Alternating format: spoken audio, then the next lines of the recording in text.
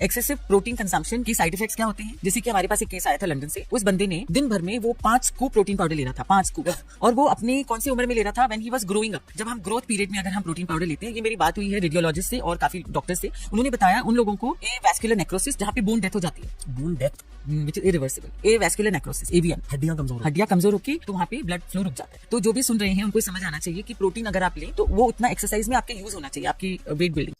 Okay, AVN, avascular necrosis, ये एक ऐसी मेडिकल कंडीशन है जिसमें हमारे बोन्स, स्पेशली लॉन्ग बोन्स, मर जाते हैं। क्यों? क्योंकि उनको इनफ अमाउंट में ब्लड सप्लाई नहीं मिलता।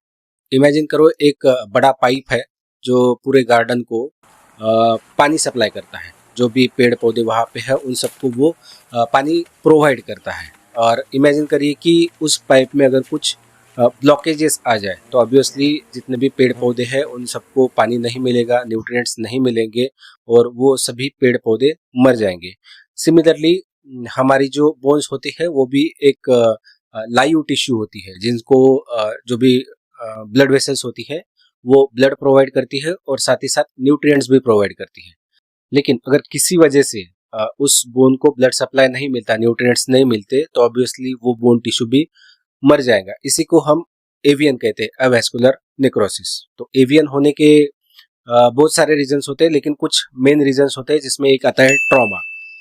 अगर किसी वजह से हमें इंजरी हो जाती है एक्सीडेंट्स में, तो जो बोन के एंड्स होते हैं उनको ब्लड सप्लाई कट ऑफ हो जाता है और जिसकी वजह से एवीएन हो सकता है। आपने देखा होगा कि आपके घर में जो ओल्ड एज पीपल होते हैं, आपके दादी, आपकी नानी, अगर बाथरूम में कहीं पे गिर जाते हैं, उनकी जो लॉन्ग बोन होती है फीमर की, जो थाई की बोन होती है, वो फ्रैक्चर हो जाती है और उस केस में उनको एवीएन होता है। सेकंड रीजन होता है excessive use of steroids. Excessive use of steroids, चाहे फिर वो इंट्रामस्कुलर हो या फिर ओरल फॉर्म में हो, excessive use of steroids AVN कर सकता है।